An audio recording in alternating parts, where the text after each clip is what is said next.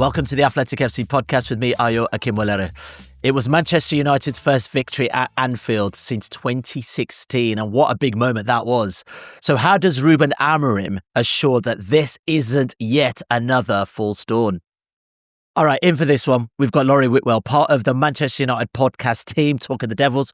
We've also got Mark Critchley as well, who's our Manchester writer. Laurie, we have to get into this. So it took Ruben Amorim just under a year to get back-to-back Premier League wins. This must have been a massive moment.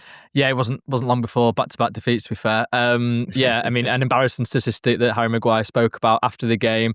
I think the key to it was, to be fair, given how much focus has been on his, I suppose, stubbornness to the system that he's got, was adaptability, in terms of that way of playing against Liverpool, direct, takes out their press, and then let's work off the second balls. And there was some really nice moves, actually, in the final third and, in that midfield area to kind of pick their way through, not least the opening goal where, they set out their stall, absolutely, with Lomans kicking it, first time over to the touchline, and then it worked its way back to him, and then he goes more central. And, they weren't really contesting the balls in the air. They were kind of letting Liverpool, do it for them, really. And then the ball's back into midfield, and Bruno, you've got them all gathered around there, Mount and Cunha and Mbeumo, Ahmad out on the right wing. And I think that was actually a real example of how he can be an effective right wing back, because him and Mbeumo were good understanding, and he was getting on the ball in advanced positions, and that then pushes opposition teams back where they've got a back four, and actually you've got two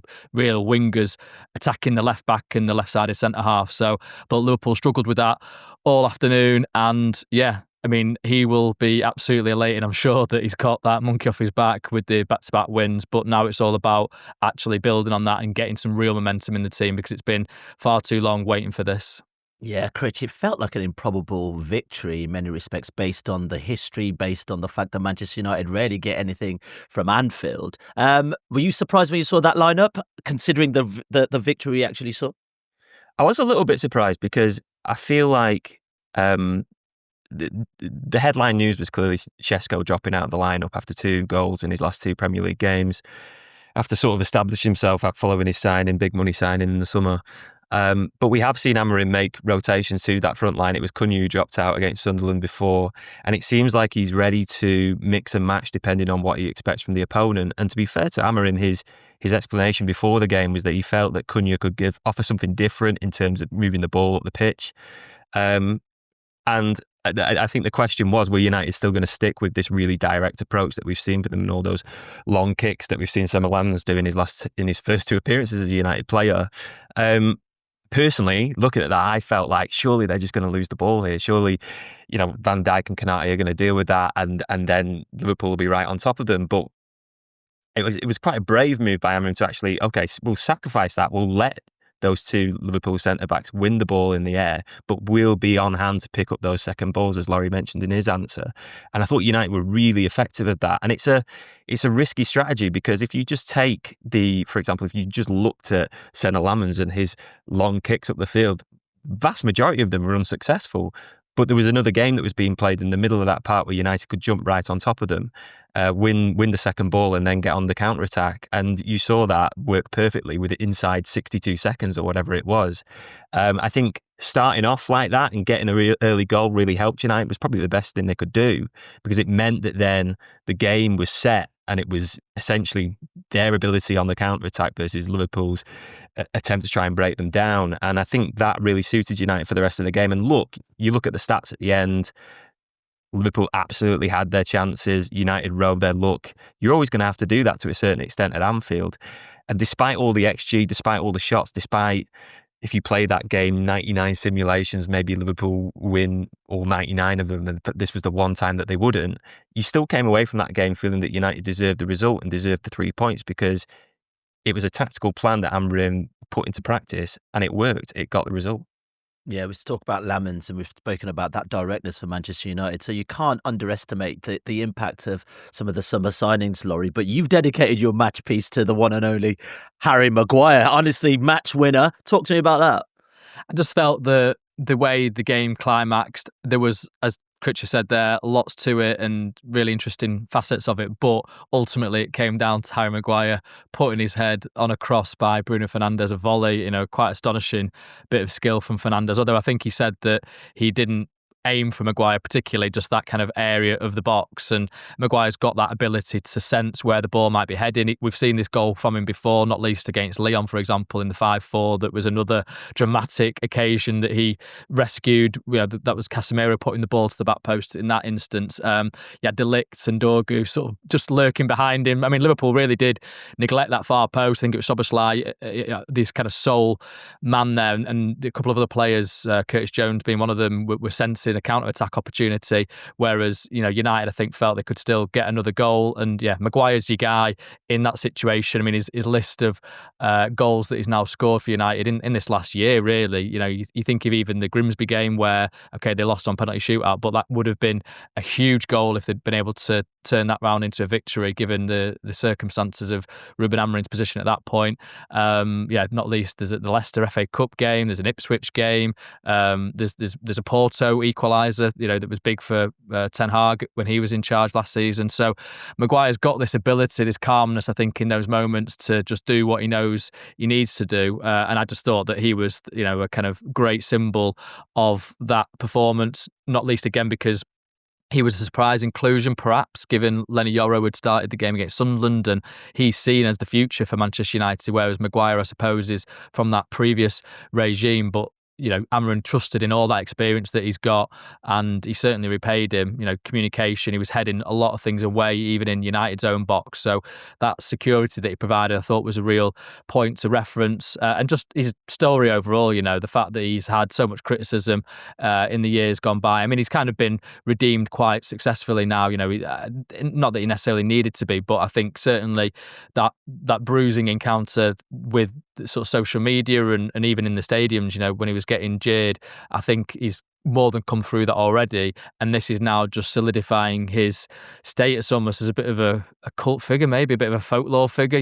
He's not got the trophies and the kind of glittering career at United that other people that you'd consider legends have got, but he's certainly in that bracket of being a very fondly remembered person for these kind of contributions and the way that he's approached his game and the way that he has fought back from that criticism and that scrutiny. I thought his celebration was hilarious, sort of going over to Liverpool fans rather than United fans. I think in hindsight, we spoke to him after the game, he would have rather have probably gone over to Bruno and thanked him for his assist and then really soaked up the scene with the away fans. But he did that after the game as well. They were singing his name. So I just thought, as a image of redemption and then allied to Ruben Amorim and what that goal could mean for his own arc at United when he's been so scrutinised and so questioned about actually remaining at the club, I thought there was a real synergy between the two of them. Yeah, Laurie talks about the future of United in someone like Lenny Yoro, Critch, but also I want to come back to the keeper, Lamens. Great performance. We've talked about his direct goal kicks and all that kind of stuff, but also, if I'm honest with you, I knew nothing of this guy before he came to United. I'm not sure many Man United fans would have known much about him, but doing a bit of research, I saw this is also a keeper that doesn't just save stuff, he scores goals as well. Tell us a bit more about him. I think he is a little bit under the radar, I think. 23 years old, signed from Royal Antwerp this summer in a deal up to £22 million. He's only really had one season as a starting goalkeeper, and that being at Antwerp in Belgium last year. But he was stand out really in terms of his metrics, underlying data, expected goals prevented, that sort of thing. So he's rated as one of the best young goalkeepers in Europe based on that one single season.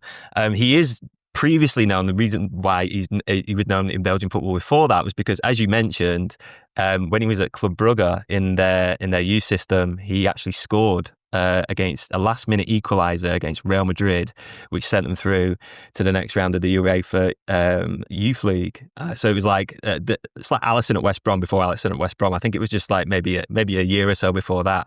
Whoa, it was like Peter Schmeichel against Rota Volgograd. Sorry, there we go. That's a better comparison. References on going. brand. I'm Brad. This isn't talking the Devils anymore, Laurie. We've got to be a bit more general than that. Infiltrating. But no, so this moment was shared widely on social media, and he sort of made his name off that within Belgian football. But I still think he was a little bit of an unknown, certainly in England, right? He is.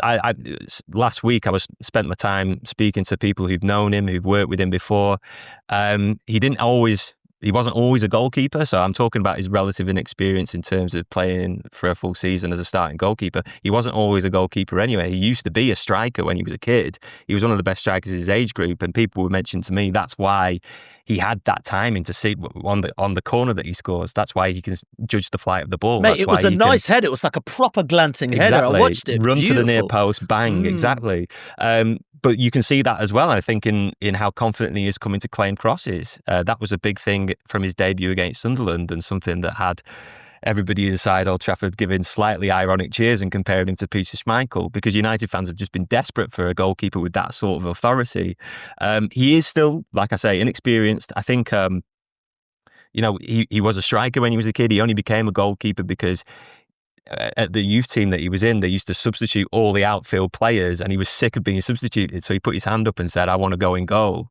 And then his dad enrolled him in a goalkeeper camp to try and convince him that, no, you don't actually want to play this position, son. It's not that fun. And he loved it. So he kept playing in it. That's the reason he's a goalkeeper. He didn't like the running in training as well, I was told. That was another factor. But he's someone, we do these pieces on The Athletic quite often. I actually found him it was quite difficult to dig real nuggets of golden information about him, because he comes across, and the impression that I was given of him speaking to people is that he's someone who's so almost entirely focused on his game and football and, being the best goalkeeper that he can be. One of the stories that I got told was that his manager in the Club Brugge youth setup was sat in his office one night at about 10, 11 p.m. just working, overlooking the gym. And then he saw the light come on in the gym, and it was Senna Lammens turning up to do a training session at 11 p.m. at night, because he was sat at home, bored out of his mind, thinking, what else am I going to do apart from go and do a gym session at 11 p.m. So he's not go to sleep, go to the gym. Not go to sleep. So he's somebody who's completely dedicated to his craft, who just wants to be the best goalkeeper that he can be, who really doesn't have many other distractions outside of that. And I think everything that I'm saying now will be music to United fans' ears, because that's the type of goalkeeper that they've wanted, given all the struggles with Onana, given all the difficulties that they've had. They've just want a solid, dependable presence in there. He's not the finished package yet. I think that's important to say. He's going to make mistakes. All goalkeepers do. He's still very young. There was even a few moments on Sunday, I thought, there was that high ball that he caught and he grasped out the air, but he'd almost moved too far in front of it. And there was little moments like that where you just know he's still trying to get the right rhythm. He's going to make mistakes, as I say. But he's somebody who's absolutely focused on being the best goalkeeper that he can be. And I think that's exactly what United need. Okay, let's move on to the more established names that came in this summer. Matheus Cunha. They were excellent in that game, Laurie. Are we beginning to see how Ruben Amorim wants to utilise these two very, very talented attacking players? Yeah, Cunha was the big talking point, I suppose, in terms of the lineup, because we just assumed really that Šeško would retain his place, given he's started the last two Premier League games, scored those goals. The direct approach was going to be something that United utilised, it felt like. But instead of going sort of toe-to-toe with Liverpool, I kind of looked at it as like a boxing match, really, where you've got this expectation of, a guy that comes forward and just punches, and that was sort of, I suppose, the direct approach with Šeško on the flick-ons that we saw against Chelsea and Sunderland, and Boomer running in behind. Whereas actually they decided to sort of just take a step back briefly and then counterpunch really with Liverpool, where you've got Cunha there in that number 10 role. I know he's the striker, but he was more than happy to drop deeper and kind of pick up the ball and run with it, and that's what kind of confused Liverpool really, and Cunha was essential to that plan working.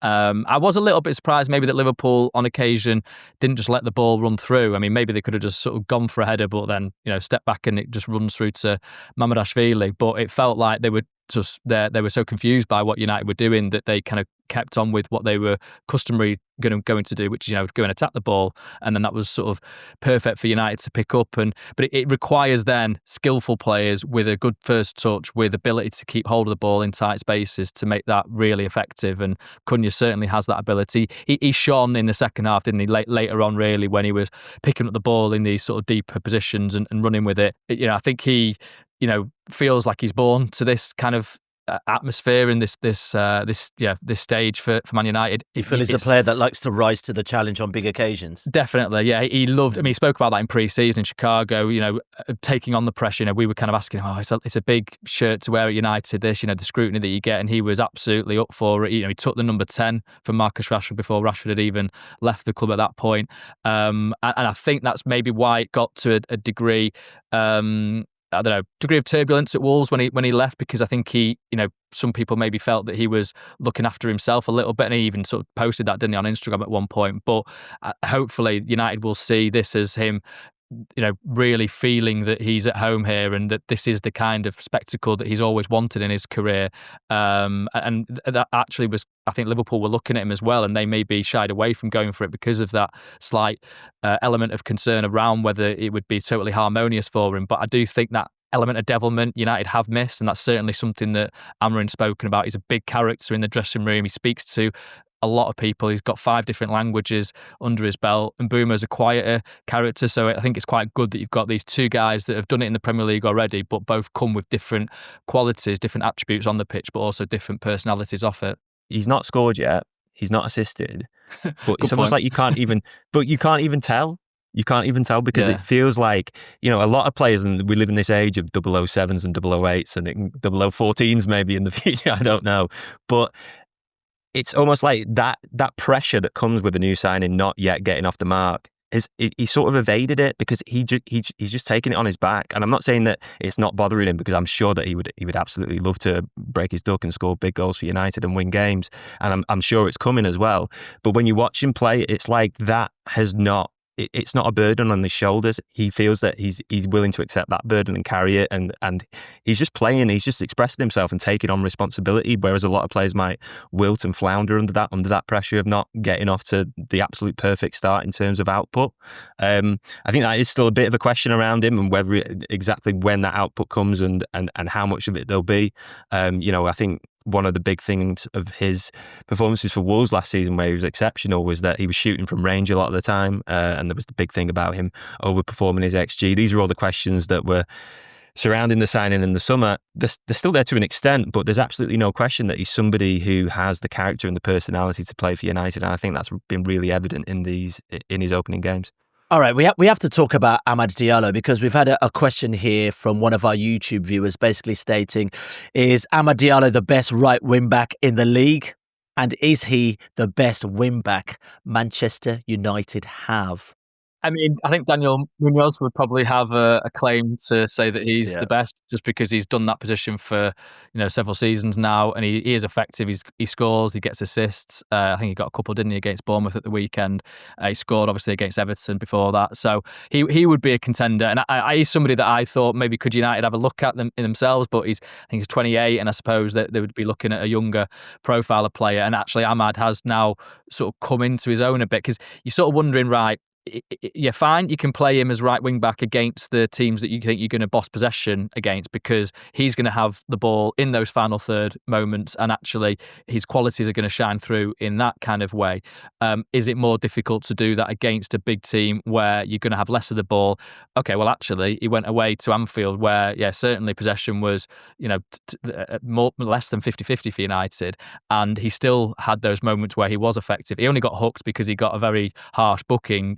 He would have stayed on the pitch otherwise, because he had the beating of Kirkes all day long. And I think that shows that there is scope for him in this role. And it's been something that United have tried, since Ruben Amorim came into the club. He sort of started there. I remember a game against Southampton where he started there, but actually he scored his hat-trick later on in the game, which was a real pivotal moment again for Amorim, when the questions were becoming more fierce, and it was when he was more advanced actually in that game that he scored those goals. So you're sort of wondering, with Mbeumo coming in, that's clearly his best position on the right hand side, cutting in. It's very similar with Ahmad, but actually this game showed that they can link up well, and if you've got two players like that coming at you as a left-sided centre back and a left back, you're in for a real torrid afternoon if they're both on it. So it was real pleasing to see him do well. He's had a family bereavement recently, actually, Ahmad, and he'd sort of come out of the team a little bit, and Ruben Amorim referenced that after the game and how they've been all looking after him. And so hopefully he's sort of becoming through that and kind of showing his personality on the pitch. He was upset to come off,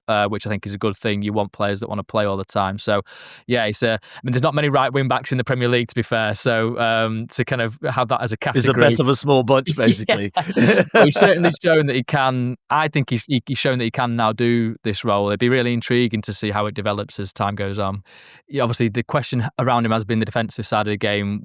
If he is forced into more defensive actions, does he have that wherewithal, that back post awareness, that kind of ability to get up and down the flank? So maybe that's still slightly there, but I do think he's coming through that. He's got a robustness to him. And the other point, I suppose, was that if United do build out from the back, then he as a right wing back will naturally have to kind of come deeper, and then he's having to cover more ground with the ball. Whereas here, obviously, because they were going so direct, he was picking the ball up really almost in right wing positions already. So you've got that natural space that he's been occupying for all his career. So they're perhaps two wrinkles maybe just to consider going forward. But yeah, I was really encouraged by what he did at Anfield. Yeah, thanks a lot for your questions. This one was from @Mo_D. If you want your questions answered on the pod, make sure you head over to the YouTube community as well. Let's also not forget last season, Manchester United drew 2-2 at Anfield. They then played Brighton a few matches later and lost 3-1 at Old Trafford. It's Brighton next at home again on Saturday. Laurie, you know where I'm going with this. How important is this game, but also how important is consistency? It's a big word for Manchester United. It's a word that has escaped them, certainly in Ruben Amorim's tenure. Probably, you go back to Erik ten Hag's first season was when they actually had consistency, when they had that run to get third place and into the Champions League qualification. I mean, wow, what a kind of island in the oasis that feels like at the moment. But clearly Brighton have had United's number, really. They've actually, I think, won 3 in a row at Old Trafford, Brighton. So it's a big task for United to kind of turn it around, even though, you'd think Brighton would be a team that United could contend with, certainly. They also had a couple of good results down on the South Coast as well against United. So, yeah, they're a tricky customer. They'll certainly come with a good game plan. Fabian Hurtzler's a very bright young manager, isn't he? You've got Danny Welbeck still scoring for them. United's former academy player, good finishes as well against Newcastle. Oh, my goodness. He's a different player, man. So good. Yeah, and we obviously reported in the summer that United, considered making an approach for him, or I think had talks around giving him an offer and seeing what could come there. So that's a couple of summers in a row where United have had a look at bringing him back. So it'd be fascinating. He himself has had a good record at Old Trafford as well. It's just huge, isn't it? Because this is what has been their downfall in recent seasons, where they've been able to rouse themselves to these big occasions, think about the details of games, because they did ride the luck, right? They made mistakes in the game. I mean, Liverpool had chances. Cody Gakpo with the biggest one when it was 2-1, could easily have a different complexion on the whole contest. And then you're sort of back to thinking, are United really robust enough to withstand attacks? It was a big thing that they ended up winning the game after drawing. With that atmosphere. I mean, I was there and it was ferocious. It was fans properly at it. The players for Liverpool looked like they were swarming all over them, and United did remain resilient and then still had that ability to counter. And obviously the goal comes from Mbeumo pressing Mamardashvili, and United again winning it in that midfield area. Sesko really clean feet, actually, nice touches to release Cunha, and they win the corner, and then that's where the goal comes from. So I think that character to actually bounce back and get a win again, even though it looked like they were going to let it slip, is a big thing to bring into this Brighton game. But it'll be a different atmosphere entirely. It'll be a case of United going in there with hope and maybe a little bit of expectation that they can do this, and then you're really starting to get some momentum into the team and looking up the table. The question to Amorim that provoked that reaction was basically, are you looking at Champions League qualification now? And so I think he certainly is, the fluctuations. Why do journalists do this? Don't put the man in that space. Come on. You've always got to throw it forward, I suppose. And if he said yes, then you've got to, listen, it provokes a good response, and that's the ultimate goal of a journalist, I suppose, to kind of, sometimes reflect what a manager or head coach wants to hear, and sometimes provoke into an answer where he's sort of, and Ruben Amorim is great for that. I think whatever situation he's been in, however tempestuous it's been or how fraught it's felt, he's always been a pretty honourable guy for answering questions, no matter how hard they are. I was on the pitch at Grimsby, after that encounter, and he was still open to answering even the toughest questions about his position. So I think him coming back and sort of saying, actually, I still remember the narrative about I'm done by Christmas and all that. It was only before the Sunderland game, right, that there were reports about he could be sacked. So and we didn't write that ourselves. We felt that he had time, even in that circumstance, that the support was there from the board, from Sir Jim Ratcliffe, and obviously Ratcliffe's since spoken publicly about wanting to really give him 3 years, and so that I think does alleviate that immediate pressure. At least I know that things can change in football, and certainly Amorim wasn't again wholeheartedly embracing that concept from Ratcliffe. He was saying, listen, I'm not naive to the realities of the industry, but it certainly feels like there's a little bit more breathing room, and hopefully can now, that's a big question as you posed at the start, Ayo, can United now utilise that against Brighton to play some more fluid football? Yeah, Critch, why do teams like Brighton cause United problems? Because look, we've seen what they can do at Liverpool, and I'm just imagining being a Manchester United fan right now, and you get to a team like Brighton, which you're hoping the momentum will carry you on to beat, and then they're the ones that school you. What is it in this team that it can get up for the big games, but not necessarily the games they technically you'd think they should be winning? I would maybe have a counter argument to that, is that a lot of teams have caused United problems. Basically, every team has caused United problems over the last 11 months of Ruben Amorim being in charge, which isn't meant as an absolute criticism, but I think it's true. If you think back to before Sunday's result, I think that win was Amorim's first against either a team that wasn't a promoted team or wasn't already down to 10 men, or went down to 10 men at some point in the game since the Fulham game in January. So it's not that there's one particular type of team that United do well against or not. There's the problems have been consistent. We're talking about consistency. The only consistent thing really has been that you don't really know what United team's going to turn up on any given day. And I think that is a bigger factor here. We were discussing the Brighton game yesterday, me and Laurie actually, and it felt like the 3-1 back in January felt like a real watershed moment. You might remember it was after that game where Amorim spoke about this being, or he used the phrase, this is the worst team in United's history. Now, I think there was maybe a bit more context to that situation that was not lost in translation, but sort of lost in just the noise that created. And to be fair to him, he said, there's your headline, write it. And so everyone went away and wrote that headline, and that's all anyone remembers. He was talking about, he understands the stats that come out that say this is the worst start since 1870, whatever, you know what I mean? But that was that game. It was also the game where he smashed up the television in the dressing room afterwards, as Laurie reported on The Athletic.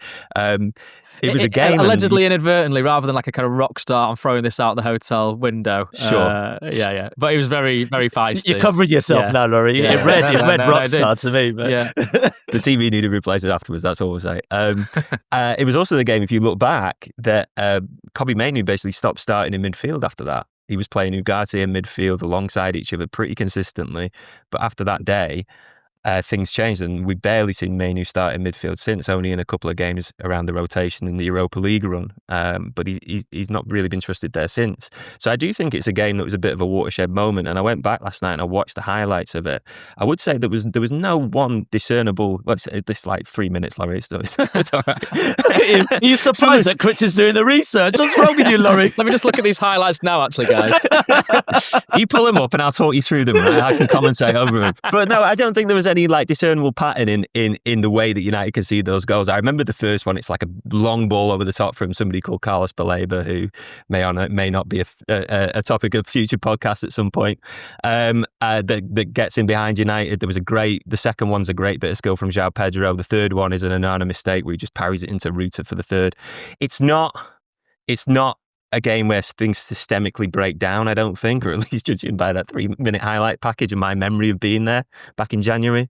But it's a game. It's the type of game that we've seen United lose a lot over the last year, especially under Amorim, right?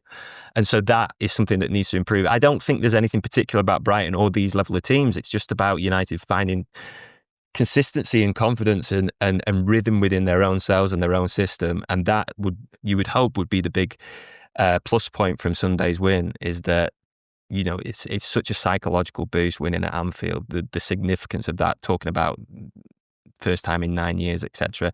That's what needs to change from Sunday, I think, rather than, you know, is this the template for moving forward or whatever.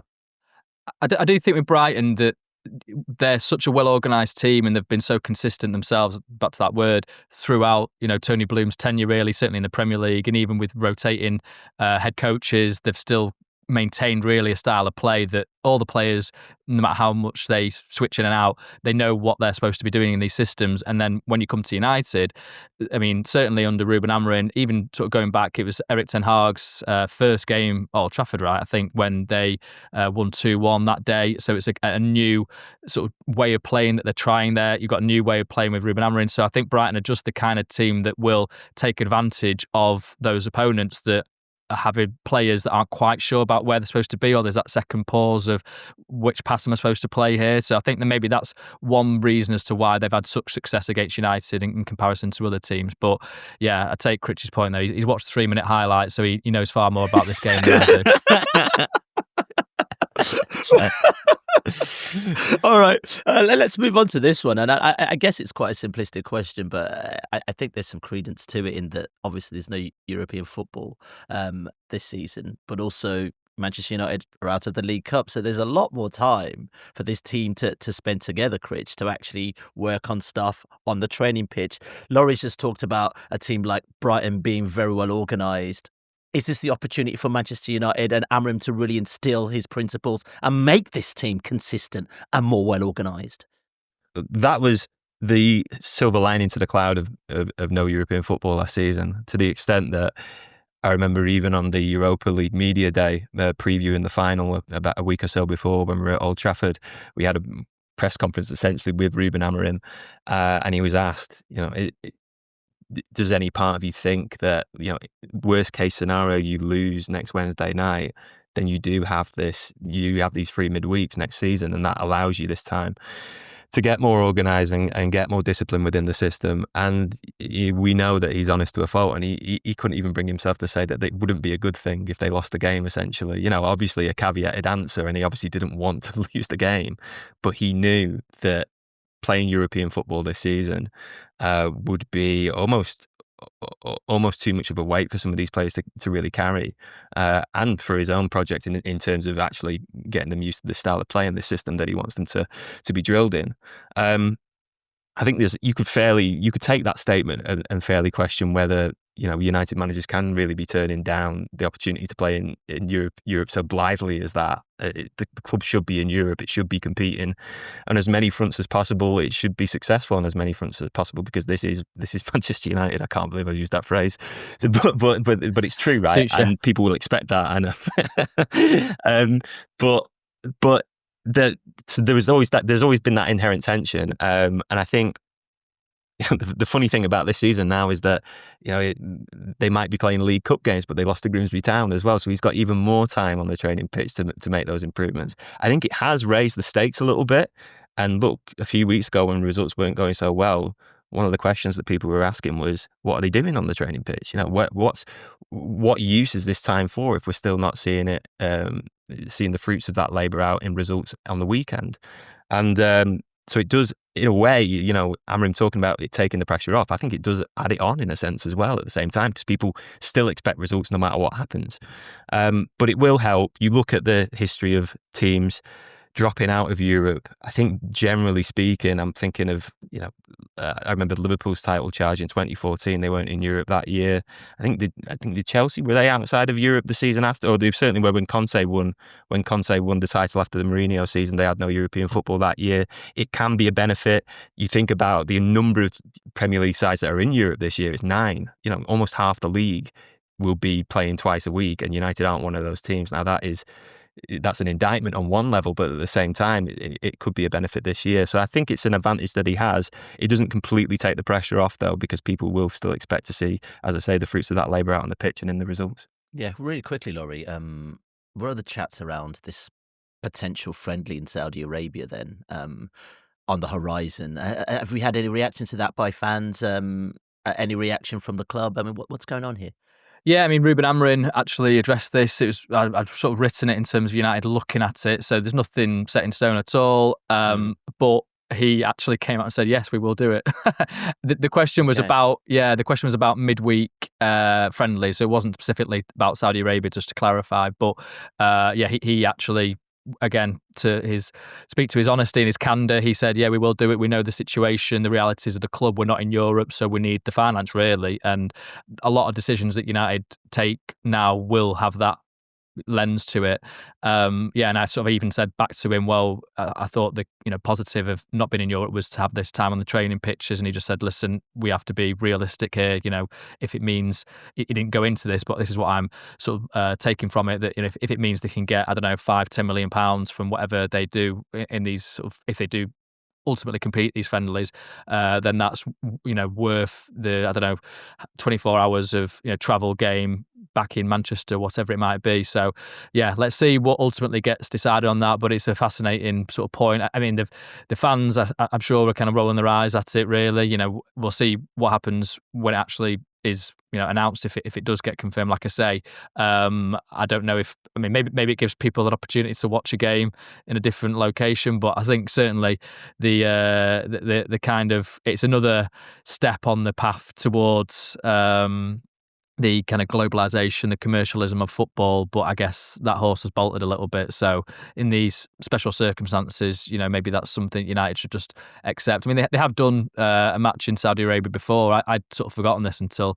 my more established and experienced and knowledgeable colleague Andrew Mitten on the Talk of the Devils podcast referenced the 2008-9 friendly. Yeah, there it was a testimonial, and this was at the time when they were European champions. So in the midst of a sort of winning run. So certainly it's nothing totally new, but I suppose it's a little bit of a different complexion when they're out of Europe entirely and they're kind of doing it to raise funds, really.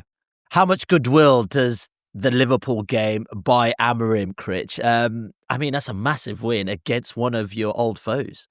Yeah, no, absolutely. I thought, look, I thought it was interesting afterwards when Amorim comes out and he says, look, it's a great win, it's my biggest win, but it doesn't mean that much tomorrow. And it was the same vibe from Harry Maguire, talking about how he knows that if there's a bad result against Brighton, then things turn again. And even Senna Lamon saying that they need to shut out external noise. I mean, he's been here 5 minutes and he already understands that at United there's this constant up and down roller coaster. One good result can mean everything's fine, and one bad result turns things the opposite way. I do think that, look, the significance of that win and it being at Anfield and it being against Liverpool has to count for something. And as Laurie was saying before, it's always been our understanding that they would like to give him the full season. They would like to give him an opportunity to prove himself and essentially establish that he is the right manager for Manchester United. And I think results like Sunday only help that. There is always an element of unpredictability around this stuff. You're always conscious that things can spiral very quickly if you don't get results. But look, 3 games until the next international break, you'd say that as long as they're picking up wins and a few points here and there, then that pressure won't be as intense as it's felt at the start of this season. I don't think Ratcliffe is somebody who is I think he's somebody who's in a bit of a hurry. Let's say that. Okay, we're talking often about United in terms of Premier League titles that are by 2028 and 100,000 seater stadia by 2030, and there's these big grand ambitions, and so that sort of thing it doesn't speak to a long-term project, right? And it speaks to getting results quite quickly. But at the same time, for him to come out and say he wants to judge Amorim over 3 years, he's got a 2.5-year contract. We're already a year into that. If you do the maths, that's basically the end of next season. Results will always dictate just exactly how long any manager gets. But I feel like take everything as it stands, and you'd have to say that at the moment he's got some rope to work with, shall we say? He's got time on his hands, as much time as any manager at Manchester United can have if results are never going that well. Okay, well, let's leave it there, gents. It's been a joy watching your journalistic practice in live form. Critch, you win this one. Your teacher's pet today, mate. I'm off to watch the extended highlights of United. There we go. There we go, Laurie. Learn from the master. All right, appreciate your time, gents. Laurie, Mark, and also thank you guys for watching. If you're liking the video, make sure you subscribe to the channel and also leave us a comment as well. We'll see you next time. For more from the Athletic FC podcast, make sure you like and subscribe to the channel. We've got top journalists like David Ornstein, Matt Slater, Adam Crafton, Carl Anker, and plenty more through the entire season. Make sure you don't miss an episode of the Athletic FC. You can get it wherever you get your podcasts from.